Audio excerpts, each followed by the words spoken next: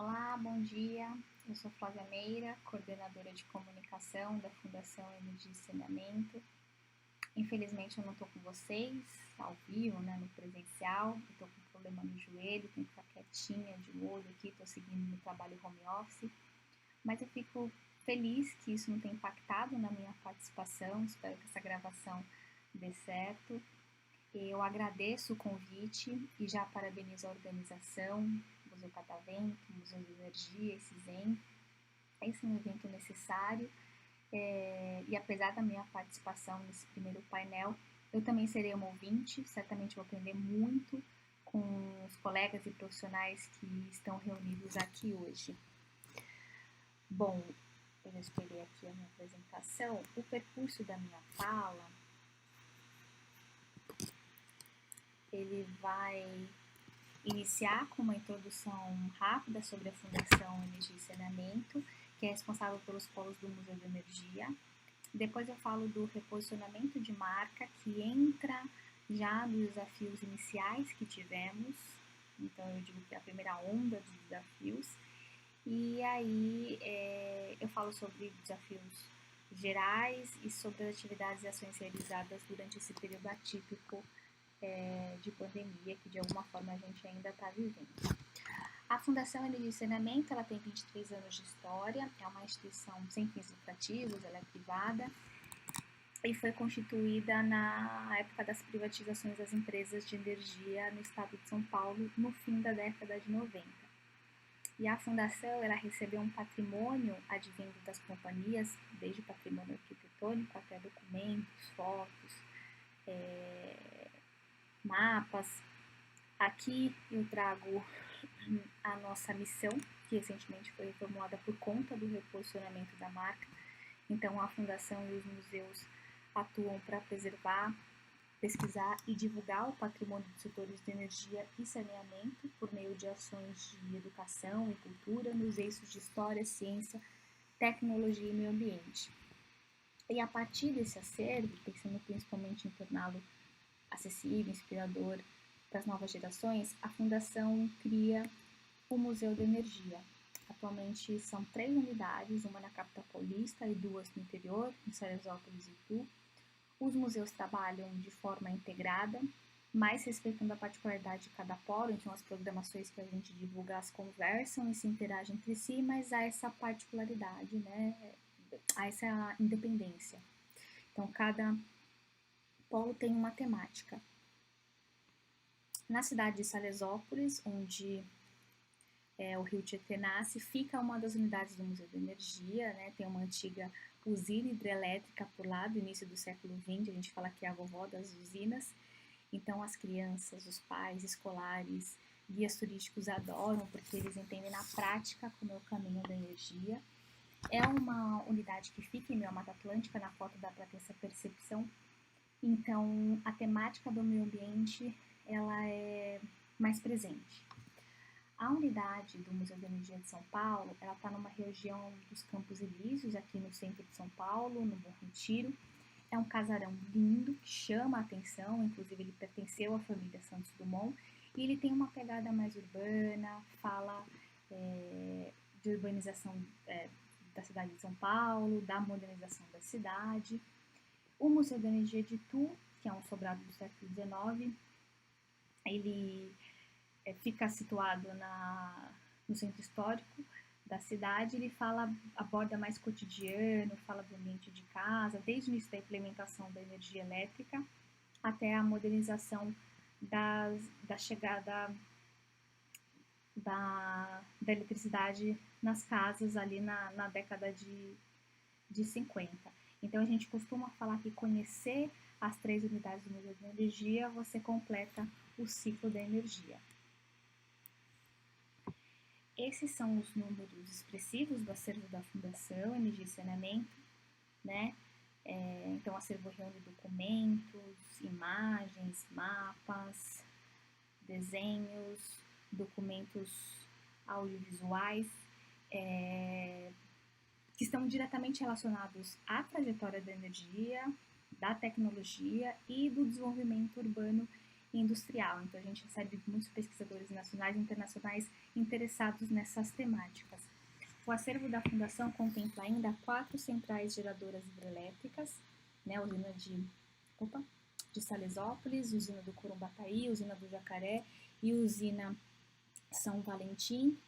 Então, como a fundação é voltada à cultura e educação, ela não é qualificada pela ANEEL para gerar eletricidade, então a gente conta aí com uma empresa parceira desde 2006 que está habilitada para atuar aí no ramo da geração de energia para gerir as CGHs. Agora sim, separei essa foto de alguns objetos do acervo da Fundação, então só para vocês darem uma olhada. Então, muitos objetos a gente reconhece, outros a gente tem curiosidade. E foi interessante porque durante a pandemia, durante a produção de conteúdo, a gente teve alguns períodos de experimentação, entre eles da hashtag Objetos dos Museus, e a gente observou o quanto as pessoas se identificam com o acervo, se sentem pertencentes, inclusive, com os objetos do acervo. Algumas lembram de histórias próprias ou de histórias da família. Então, foi uma interação super legal e a gente acabou ganhando também a abrangência por conta desse tipo de conteúdo, aonde a gente expôs mais o acervo no ambiente virtual. Bom, reposicionamento de marca. Como eu falei no início, logo, exatamente no começo de 2020, foi programado para ocorrer o reposicionamento da marca. Até então seria um evento presencial com a participação de diversos stakeholders, então imprensa, conselheiros, patrocinadores, público em geral, visitantes, pesquisadores. E nesse reposicionamento, né, seria apresentado não apenas a cultura, a nova estrutura da fundação, mas também a sua identidade gráfica, né? E aí aconteceu a pandemia, nos surpreendeu. Todo o planejamento de 2019 que tinha sido realizado para acontecer o novo posicionamento de marca, ele acabou tendo que ser refeito em poucos meses, porque a ideia era que fosse executado ainda no ano de 2020. Então eu digo que foi a primeira onda de desafio. Então a gente teve o susto da pandemia e aí tivemos que reprogramar tudo, exatamente tudo.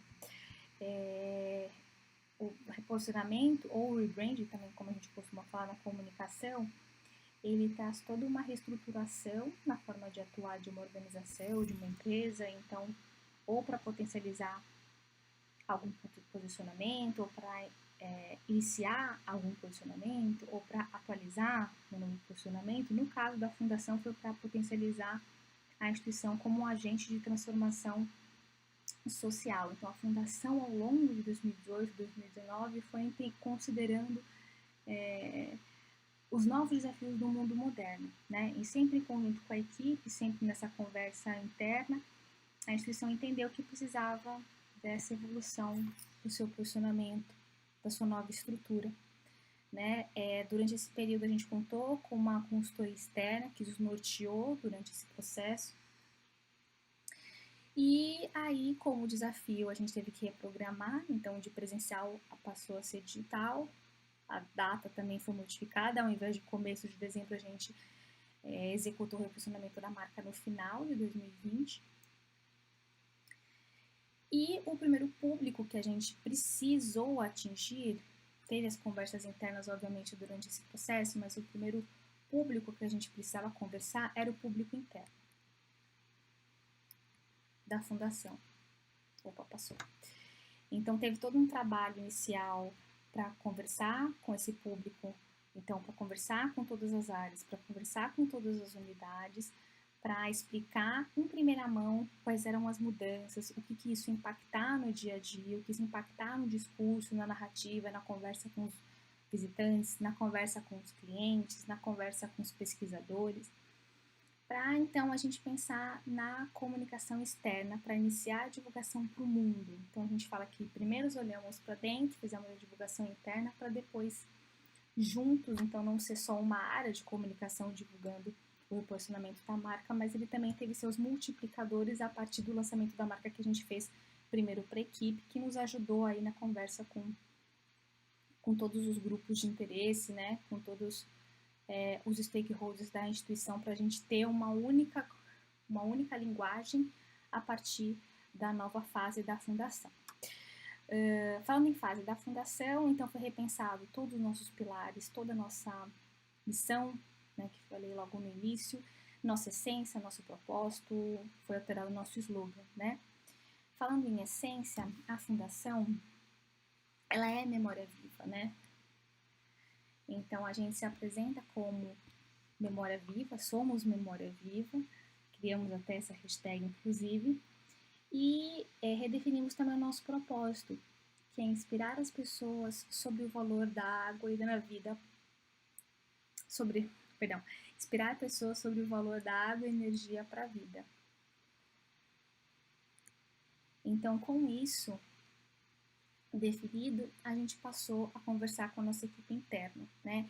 Então, eu trago aqui algumas peças de comunicação que a gente trabalhou durante o reposicionamento, que aconteceu no final do ano passado, em meados de agosto para o público interno e em meados de setembro para o público externo. Então, são folders, né? Então, na primeira parte, são 2 peças de divulgação onde a gente fala da nossa nova cultura, traz a essência que eu acabei de falar para vocês, nossos propósitos, pilares, então isso para ser consultado sempre.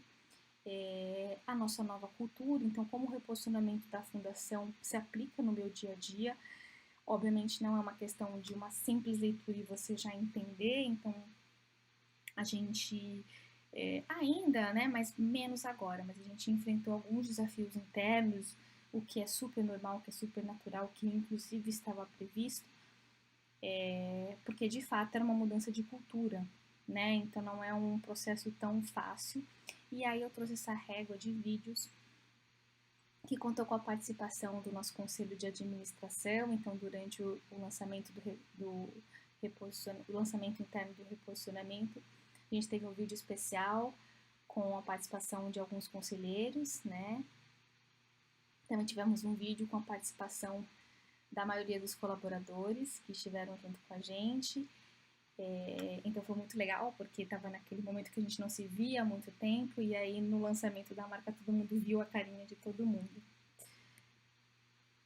E aí, esse momento, é um print durante a nossa conversa, durante a apresentação do lançamento interno, então todo mundo aí participando, foi bem legal, porque além de falar da nova marca da fundação, a gente trouxe também essa questão da memória, da evolução de marca que a gente teve. Então, a primeira marca da fundação até a marca atual, então conversamos bastante como é a estética, como esse designer, como essa identidade gráfica precisa conversar com os tempos atuais também. Então, foi um momento muito, muito proveitoso, assim, foi bem bacana. Bom, então, fechando o ciclo da comunicação interna, iniciamos a comunicação externa, como eu falei, no mês seguinte, então foi em meados aí de setembro. A comunicação interna, então, ela se deu por meio ela ocorreu por meio digital, né? Então, a gente acabou estruturando o Webinar Series Cidades Inteligentes, que ocorreu no momento que a sociedade estava discutindo mais possibilidades de um futuro sustentável, estava conversando muito com o novo momento da fundação, então a gente reuniu 12 especialistas no tema. Nosso youtuber, por exemplo, antes da pandemia, quando a gente não explorava tanto ele, a gente tinha um número de inscritos, um número de views, um número de interação. Quando a gente iniciou o reposicionamento da marca, iniciou o Webinar Series por meio do YouTube, a gente teve um crescimento absurdo, e hoje em dia a gente segue, inclusive, com conteúdos por meio dele. Mas o que eu quero trazer aqui é que, reformulando a cara do projeto do reposicionamento para o digital, a gente percebeu muitos ganhos, né? Então, assim, a abrangência, não tenho o que falar, a participação de pessoas, obviamente, foi muito maior, a gente conseguiu ter uma programação mais ampla e mais acessível. Então, por um lado, teve alguns ganhos, né? E aí, ainda na comunicação interna, para divulgar para o público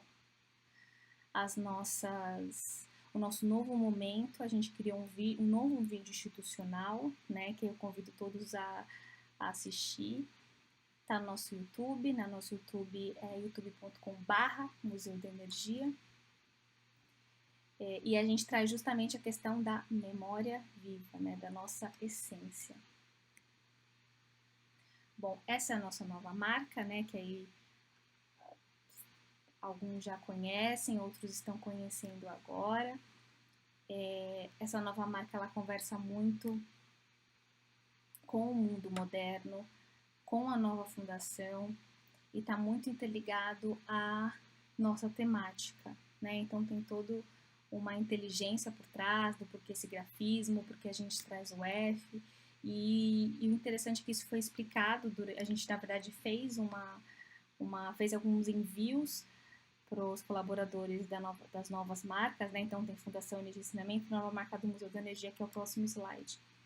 E foi engraçado porque cada um pensou numa coisa, tá mudando por causa disso, por causa daquilo. E quando a gente teve o lançamento interno, a gente explicou certinho para todo mundo, né, de forma mais detalhada, obviamente.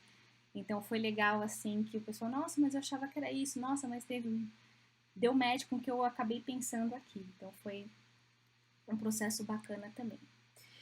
E a equipe de comunicação acabou criando um novo slogan, né, que é o preservar o passado, inspirar um futuro, conversando, obviamente, com todo o reposicionamento, com o novo momento da fundação.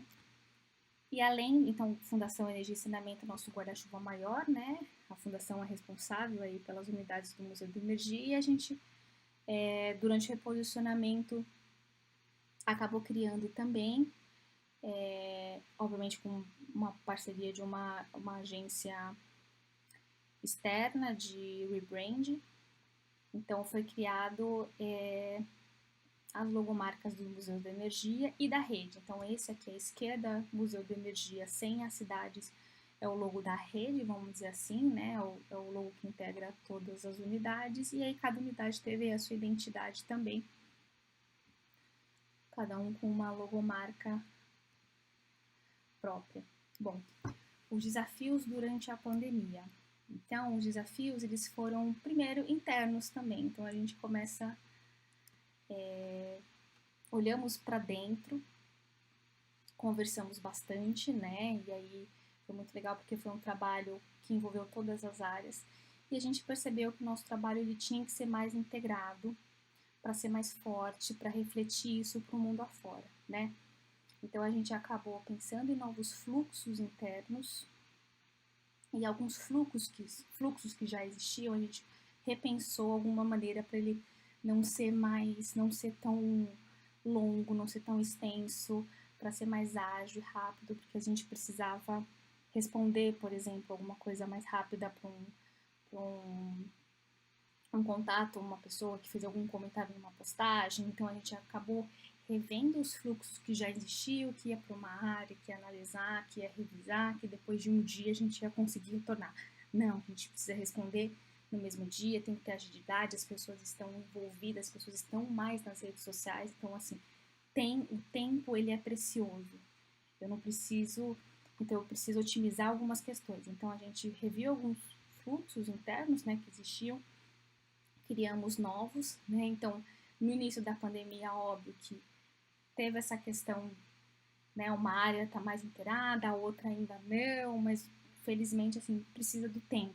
Então, o tempo acaba, e a prática também, o tempo e a prática acabam concretizando e todo mundo se entende. Então, hoje em dia, por exemplo, os fluxos implementados, eles acontecem super bem, dificilmente a gente tem algum entrave. Veio essa frequência maior de reuniões virtuais, né? Então, via Google Meet, agora via Teams, que a gente tem uma área que está utilizando mais, via WhatsApp.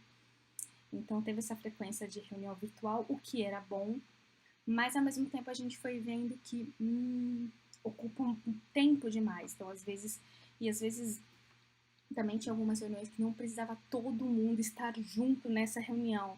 Pode ter só ali os heads, né? Só algumas pessoas líderes, ou então só outras pessoas, só educadores. Então a gente foi percebendo aí como é que teria que ser a melhor forma de seguir com as reuniões, que elas são necessárias, podem ser práticas e podem ser reuniões mais ágeis, mas a gente foi entendendo aí que a frequência aumentou, né, dos encontros. A gente estava sem limite, né? As unidades, inclusive, cada uma em uma cidade, então a gente estava se vendo muito mais, mas de repente a gente foi percebendo, opa, peraí, tá com encontro demais, vamos recalibrar isso. Então, hoje é isso, a gente, durante 2020 a gente teve um comportamento, 2021 a gente está já colhendo o que aprendemos, né, no último ano. Capacitações internas.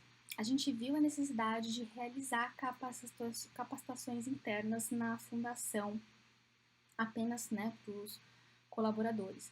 Então, por exemplo, a produção de vídeo. A gente viu a necessidade dos educadores gravarem vídeos nas redes sociais. Mas como é que grava? Como é que é o fundo? Como é que é a câmera? Qual microfone utilizar? Perdão.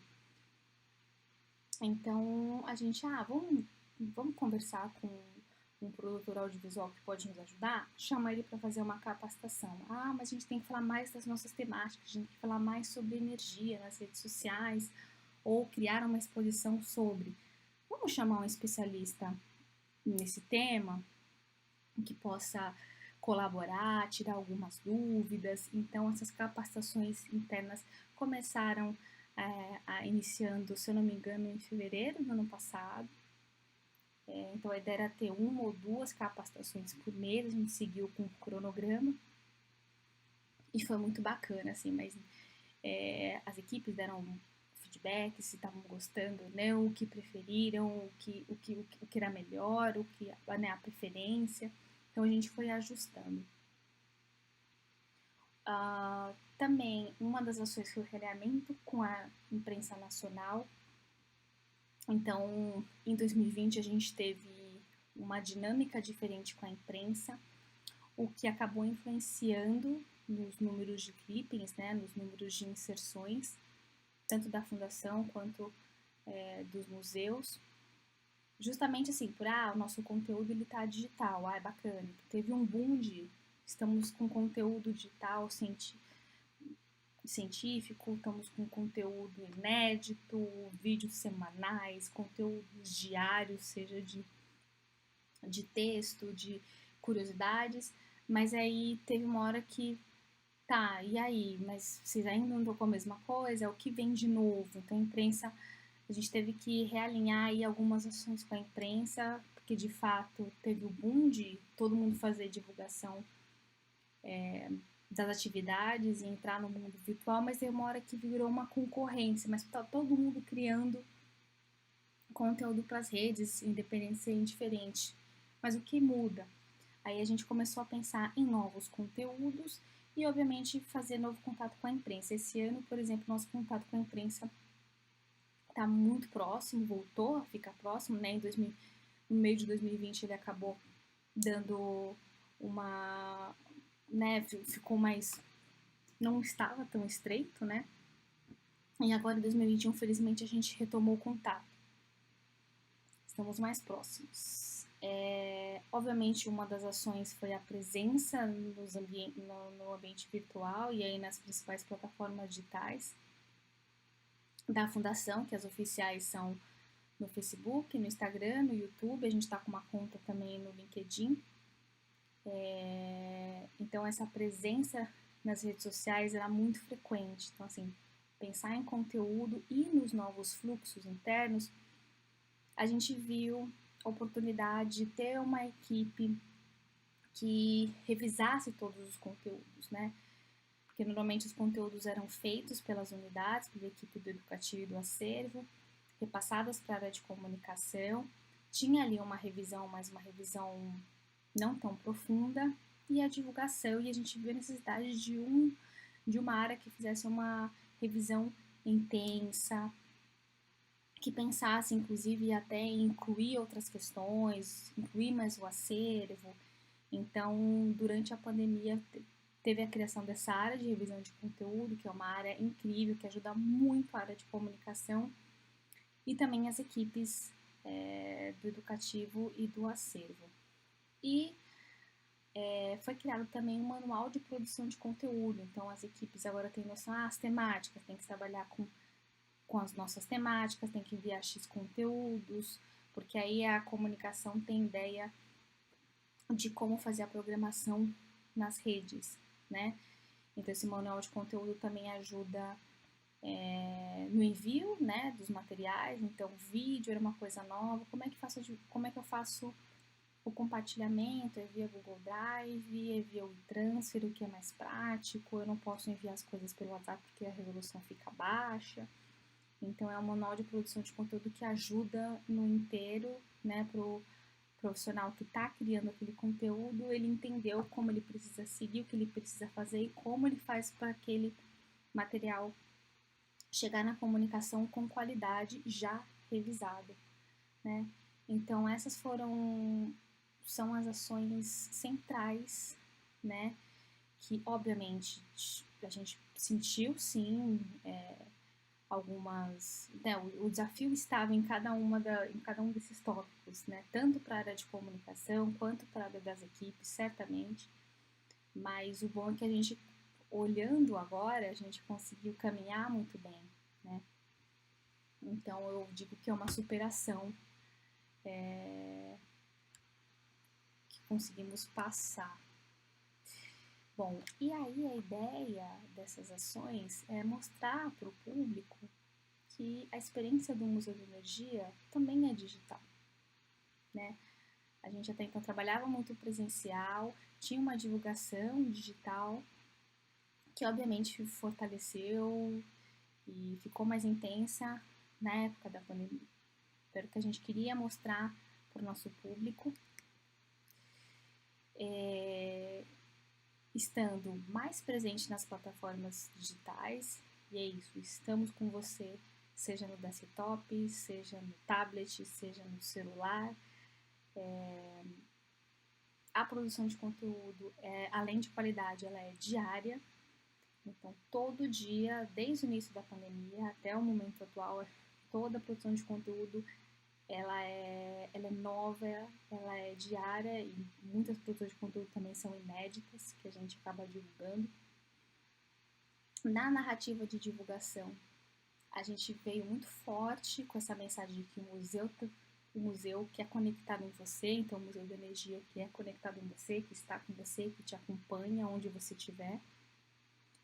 E durante a pandemia a gente viu como desafio reforçar a importância do museu em um momento delicado da nossa história, né?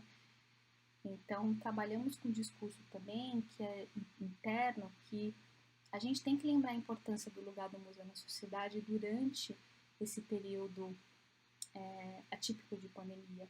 Então a gente também viu essa oportunidade de mostrar que o museu também o museu pode te ajudar nesse período difícil, seja com conteúdo, seja para te distrair, para trazer um entretenimento de qualidade, para trazer uma programação que você possa se divertir, aprender alguma coisa na sua casa, participar de uma oficina prática.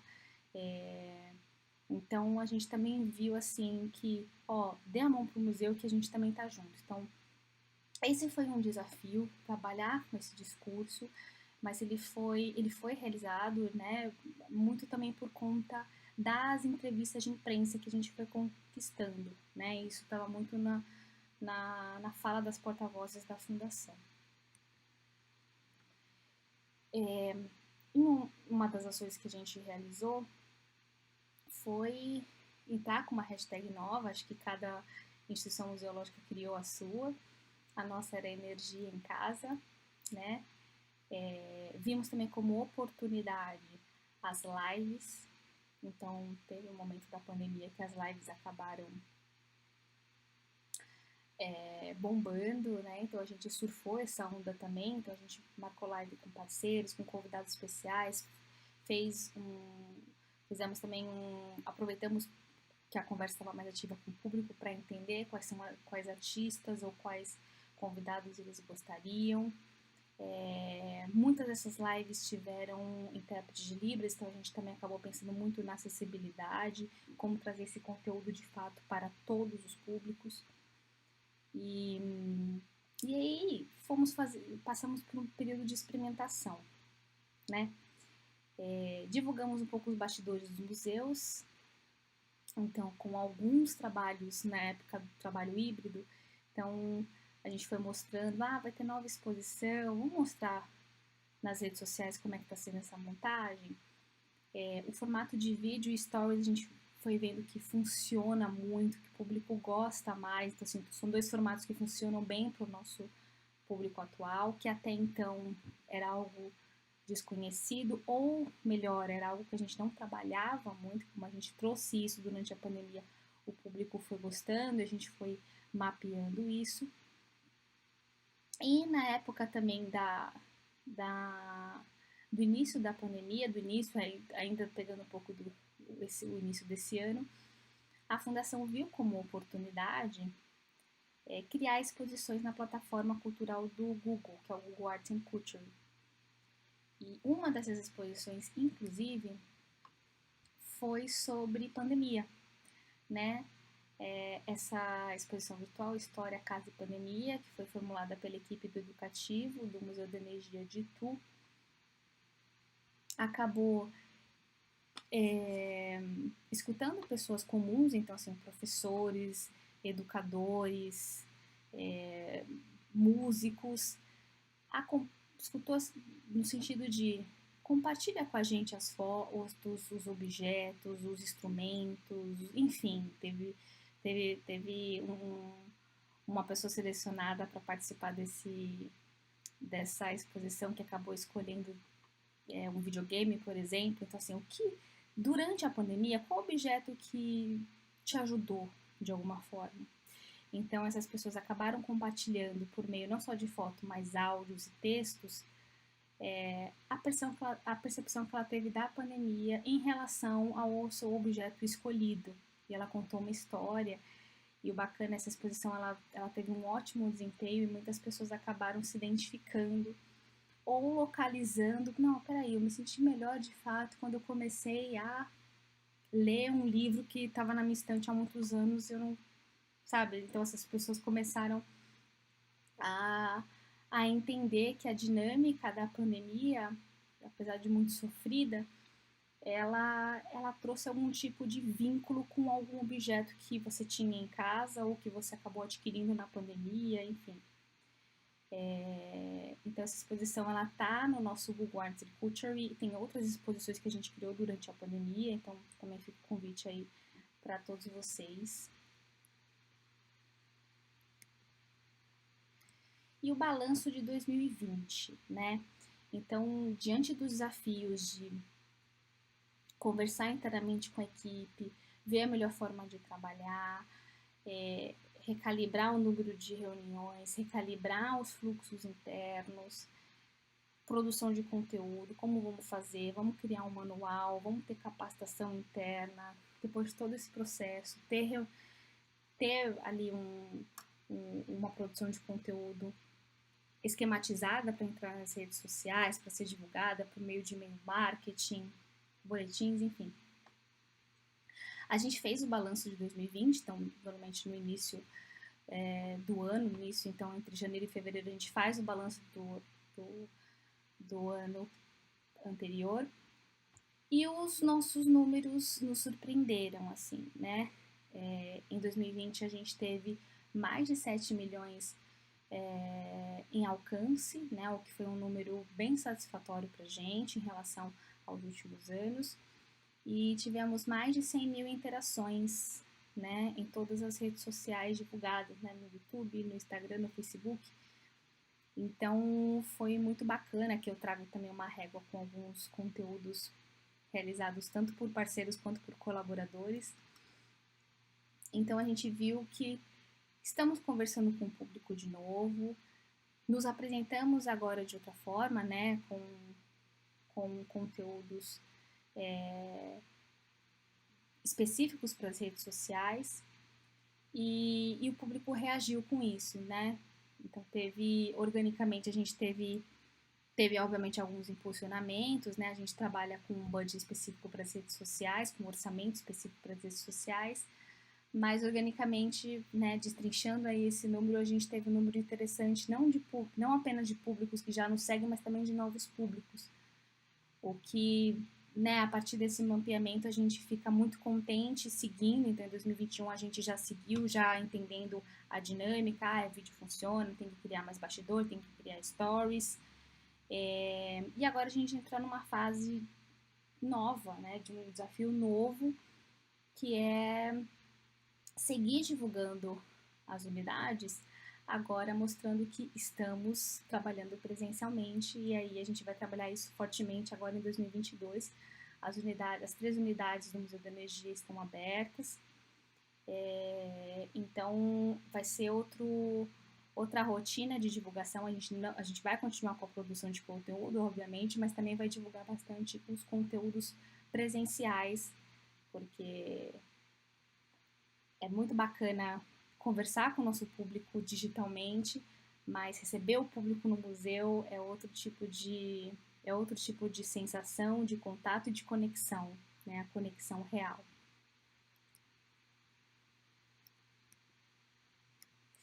E aqui eu trago a narrativa que na época do reposicionamento, inclusive, a gente acabou conversando de como trabalhar com a temática da pandemia por meio dos conteúdos e também das entrevistas que a gente estava concedendo para a imprensa, né? Então vamos falar de futuro. É importante tratar do nosso papel nesse momento como parte dos esforços generalizados para conter a disseminação da Covid-19. Vamos lembrar da importância do lugar do museu na sociedade em momentos como este. O museu é fundamental para a criação de um mundo mais empático e é o que precisamos no momento que é preciso pensar no outro, no coletivo. O museu preserva o passado, lembra do nosso lugar no presente, aqui a gente tem o nosso posicionamento, né? E nos inspira e nos dá esperança para o futuro. Então, o momento a gente estava, obviamente, todo mundo muito vulnerável. A gente trouxe uma mensagem também de futuro, de novas perspectivas, que conversa muito com a nova estruturação da fundação. Bom, gente, é isso.